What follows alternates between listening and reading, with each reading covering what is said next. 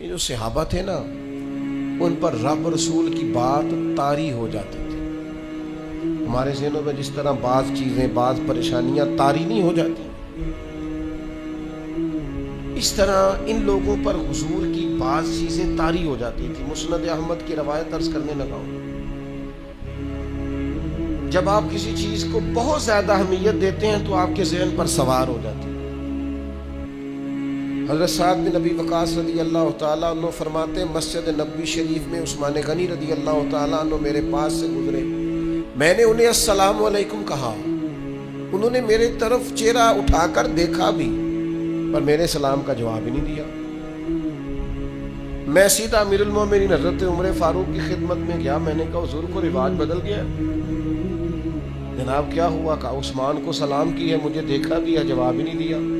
حضرت عثمان غنی کی خدمت میں پیغام پہنچا، وہ تشریف لائے، حضرت عمر فاروق رضی اللہ تعالیٰ عنہ کہنے لگے سعد کیا کہہ رہے ہیں؟ آپ نے سلام کا جواب ہی نہیں دیا۔ فرمانے لگے نہیں، ایسا تو کچھ نہیں ہوا۔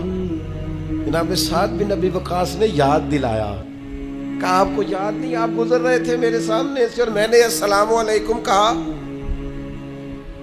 تو آپ نے میری طرف دیکھا بھی لیکن آپ نے میرے سلام کا جواب ہی نہیں دیا اور گزر گئے۔ تو حضرت عثمان غنی کو یاد آ گیا، اور جب یاد آیا تو کہنے لگے سعد میں اللہ سے بھی معافی مانگتا ہوں،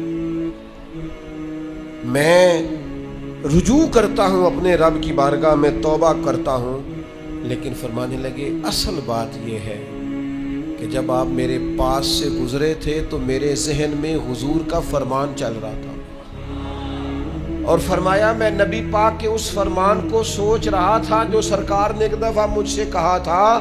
فرمایا جب بھی میں رسول اللہ صلی اللہ علیہ وسلم کی اس بات کو سوچتا ہوں مجھے ایسے لگتا ہے میرے دل پر بھی پردہ آ گیا ہے، میری آنکھ پر بھی پردہ آ گیا ہے، بس حضور کی بات یاد رہتی ہے اور کوئی چیز یاد ہی نہیں رہتی، بس حضور کی بات نظر آتی ہے اور کچھ نظر نہیں آتا، ہر چیز پر پردہ محسوس ہوتا ہے، پوری طرح طاری ہوتی تھی چیزیں۔ او دوستو، ہمارے ساتھ بھی ایسا ہوتا ہے، کئی دفعہ بندہ پاس سے گزر جاتا ہے، ہمیں یاد ہی نہیں رہتا، توجہ ہی نہیں ہوتی، کیوں کہ دماغ پر کوئی اور چیز سوار ہوتی ہے، چیزیں طاری ہوتی ہیں۔ حضرت عثمان غنی کے ذہن پر کیا سوار ہے؟ حضور کا ارشاد، نبی پاک کی باتیں، ہر وقت حضور کے تذکرے ذہن پر سوار ہیں۔ جب پوری طور پر سرکار کی باتیں طبیعت پر چھا جاتی ہیں پھر شرم و حیا پیدا ہوتی ہے، پھر سخاوت آتی ہے، عفت و پاک دامنی آتی، وزاداری آتی ہے، تقویٰ آتا ہے، ورع آتا ہے، زہد آتا ہے۔